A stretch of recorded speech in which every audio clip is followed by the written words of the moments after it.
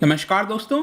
आज सुबह बहुत इंपॉर्टेंट एक सैटेलाइट लॉन्च किया गया था इसरो के द्वारा करीब 5:43 पर। काफ़ी ज़्यादा एक्सपेक्टेशन था क्योंकि ये जो सैटेलाइट है मैं आपको आगे वीडियो में बताऊंगा, ये बहुत मददगार साबित होता भारत के लिए, स्पेशली जो हमारे बॉर्डर के एरियाज हैं वहां पर काफ़ी अच्छे से निगरानी रख सकता था। लेकिन ये जो सैटेलाइट है मैं आपको बता दूं कि GSLV Mk2 आपने सुना होगा रॉकेट, उसके द्वारा लॉन्च किया गया था और उसके अंदर होता है क्रायोजेनिक इंजन, और वहां पर कुछ फेलियर हो गया जिसकी वजह से ये जो पूरा मिशन है वो नहीं हो पाया सक्सेसफुली कंप्लीट। यहां पर आप देख सकते हो इसरोज EOS-3, बेसिकली इसको कहा जाता है अर्थ ऑब्जर्वेशन, ये तीसरा वाला है। Satellite launch on GSLV Mk2 rocket fails 350 seconds after launch. तो इसके बारे में तो हम देखेंगे, प्लस साथ में GSAT के बारे में पूरी अच्छे से चर्चा करेंगे कि किस प्रकार का ये सैटेलाइट था और आगे हम क्या देख सकते हैं। काफी कुछ जानने को है, चलिए आगे बढ़ते हैं। लेकिन उसके पहले अगर आप स्टडी IQ को सपोर्ट करना चाहते हैं तो सिंपली आपको ज्वाइन का बटन क्लिक करना है, यहां पर जाकर आप हमें सपोर्ट कर सकते हैं।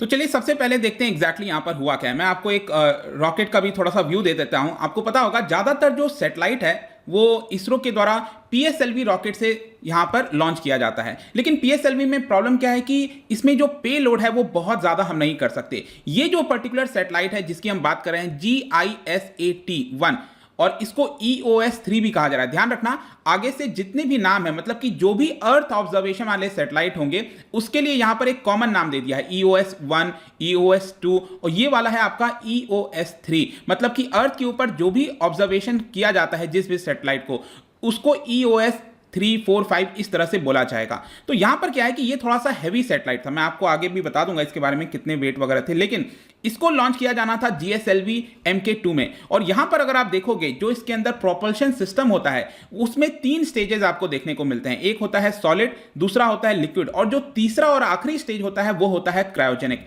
Cryogenic engine I am sure आपने पढ़ा भी होगा कि इसमें लिक्विड हाइड्रोजन और ऑक्सीजन का इस्तेमाल किया जाता है, और ये बहुत ही कॉम्प्लिकेटेड प्रोसेस होता है। इनफैक्ट भारत बहुत लंबे समय से कोशिश किया था कि यहां पर उसको ये पर्टिकुलर टेक्नोलॉजी मिल पाए, लेकिन यहां पर यूएस ने, रशिया हमें देने के लिए तैयार था 1990s में, लेकिन यूएस ने किसी प्रकार से रोक दिया था। फाइनली इसरो ने खुद उसको अपने आप बिल्ड किया और काफी अच्छा ये परफॉर्म भी कर रहा था। लेकिन ये वाला जो पर्टिकुलर लॉन्च है मैं आपको बता दूं कि पहला जो 2 स्टेज है सॉलिड और लिक्विड, ये तो कंप्लीट हो गया, लेकिन जब क्रायोजेनिक स्टेज पर ये लॉन्च होना था, जो तीसरा स्टेज था, वहां पर ये हमारा मिशन फेल हो गया है।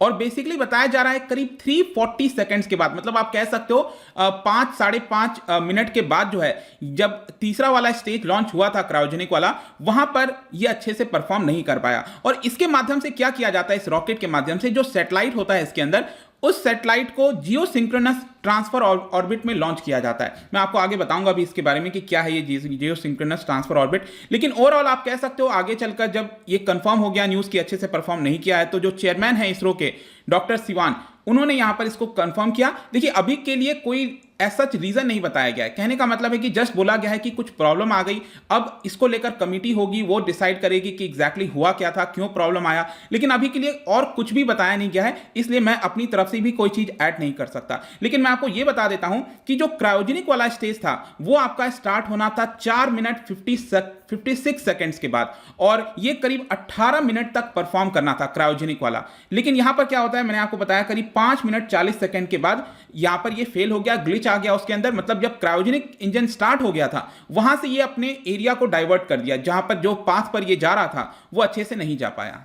और इसके साथ साथ मैं आपको यह भी बता दूं कि जो GSLV Mk2 है ये दूसरी बार फेलियर हुआ है। पिछली बार हमें 2010 में देखने को मिला था, जब 45 सेकंड्स के बाद, लिफ्ट ऑफ के जस्ट 45 सेकंड्स के बाद जो पूरा व्हीकल है वो आपका एक्सप्लोड हो गया था। और इस साल की हम बात करें तो ये ऑलरेडी सिर्फ दूसरा ही मिशन है। आपको पता है कोविड वगैरह के चलते काफी डिले हो गया है, तो फरवरी के महीने में PSLV के माध्यम से हमने लॉन्च किया था सैटेलाइट, और ये दूसरा मिशन था, लेकिन ये सक्सेस नहीं हो पाया। कोई बात नहीं, इसरो इससे उभर जाएगा। आई एम श्योर कि काफी हमारे पास टैलेंट है, और जिस प्रकार से हम पहले भी फेलियर बहुत देखा है इसरो ने, लेकिन हम उससे काफी अच्छे से उभरे हैं और साबित किया है अपने आप को। तो चलिए पहले हम यहां पर GSAT के बारे में जान लेते हैं। मैं आपको बोल रहा था कि बहुत ही इंपॉर्टेंट सैटेलाइट है, और ये जो रॉकेट है GSLV Mk2 वाला, इसको नाम दिया गया था, आप देख सकते हो GSLV F10।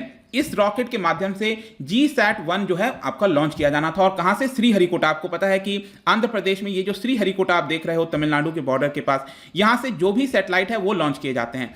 उड़ीसा के कोस्ट से आपको पता है वहां पर जो doctor APJ Abdul Kalam island है, वहां पर जो मिसाइल्स वगैरह हैं उनकी टेस्टिंग की जाती है, इसको कंफ्यूज मत कर लेना।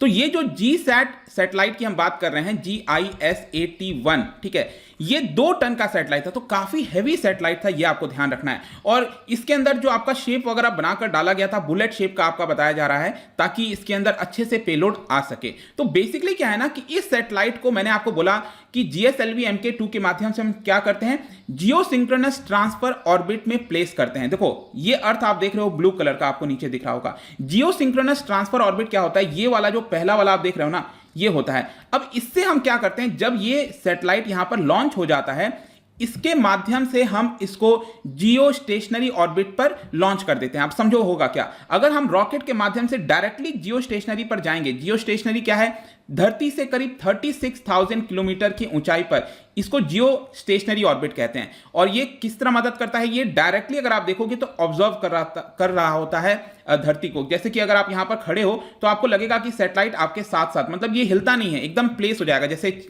मून हो गया आपका, तो उसी प्रकार से आपको देखने को मिलता है। तो जियो स्टेशनरी अगर हमें उतना ऊंचा ले जाना है तो काफी ज्यादा फ्यूल खर्च होगा। इसके लिए क्या किया जाता है कि जियो ट्रांसफर ऑर्बिट में, ये लोअर ऑर्बिट आप देख रहे हो ना, यहां पर इसको लॉन्च कर देते हैं। फिर आपको पता होगा कि सैटेलाइट के अंदर भी आयन प्रोपल्शन सिस्टम होता है, फिर वहां से उसको थोड़ा सा पुश करते हैं और ये दूसरे ऑर्बिट में आ जाता है, फिर इधर ऑर्बिट में आ जाएगा, और करते करते ये आपका जियो स्टेशनरी ऑर्बिट पे आ जाता है। मतलब कम फ्यूल खर्च करके हम जियो सिंक्रोनस ट्रांसफर ऑर्बिट के माध्यम से इसको जियो स्टेशनरी में प्लेस कर देते हैं। आई होप कि समझ में आ गया होगा आपको। तो यही आपका होना था, लेकिन जैसा मैंने बताया कि ऐसा नहीं हो पाया। तो देखिए जी सैट इतना ज्यादा इंपॉर्टेंट क्यों था वो मैं अब आपको बताता हूं। देखिए गेम चेंजर साबित हो सकता था अगर ये अच्छे से लॉन्च हो जाता, क्योंकि लगातार हमारा जो पूरा सब कॉन्टिनेंट है, सिर्फ भारत नहीं, भारत, पाकिस्तान, बांग्लादेश, जो पूरा सब कॉन्टिनेंट है, वहां पर अच्छे से मॉनिटरिंग कर सकता था, चाहे लैंड मास की हो या फिर ओशंस की अगर आप बात करें। और स्पेशली मैं बता दूं डिफेंस पर्पज से बहुत इंपॉर्टेंट था, क्योंकि जो बॉर्डर एरियाज वगैरह हैं वहां पर क्या गतिविधि हो रही है,